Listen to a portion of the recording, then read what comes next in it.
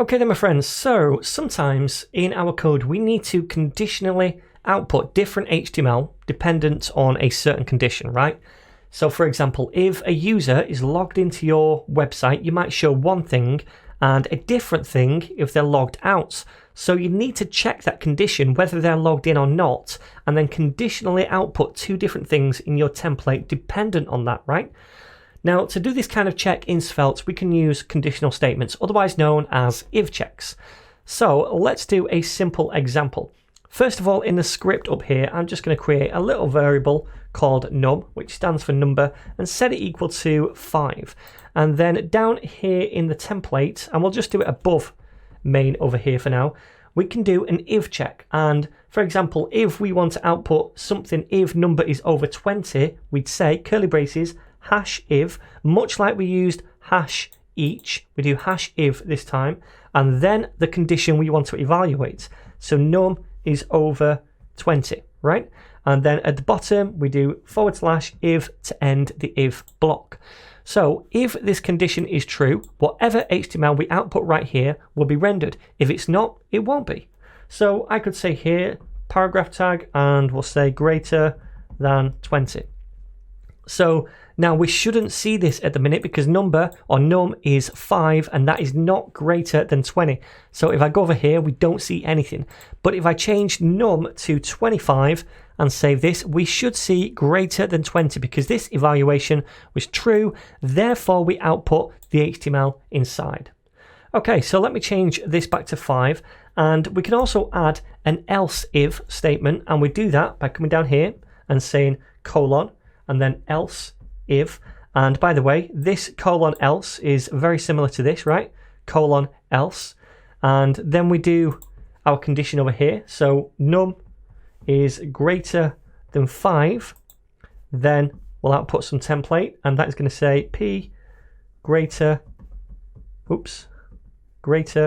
than 5. So now if num is over 20, it outputs this. But then it won't output this because this is else if.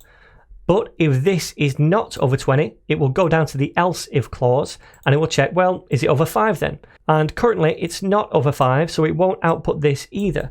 And I can demo that. Let me save it. And we see nothing. But now if I change this to 25, it should just output this, which it does. And if I change this to 15, it should just output this, which it does, because this is false, but this is true.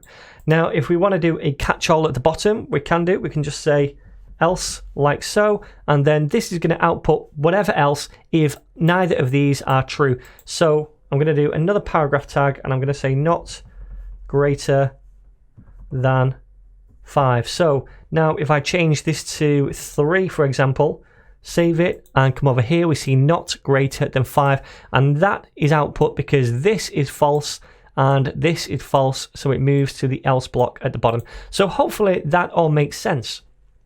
So I'm going to take this kind of conditional logic and put it inside our little template for each person down here.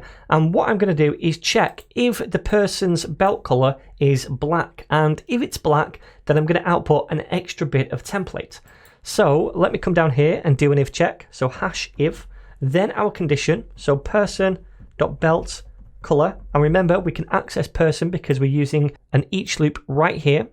So if person.belt color is triple equal to black, and then let me close off the if block at the end. If that's the case, then I'm going to output a paragraph and a strong tag inside it, and that will say Master Ninja. So let me take off the S. Let me save that and come over here. And now we can see Master Ninja right here because Yoshi has a black belt, but these don't, so we don't output it. Okay, so there we go, my friends. That is conditionals in action, and we can use it to conditionally output different HTML dependent on a certain condition.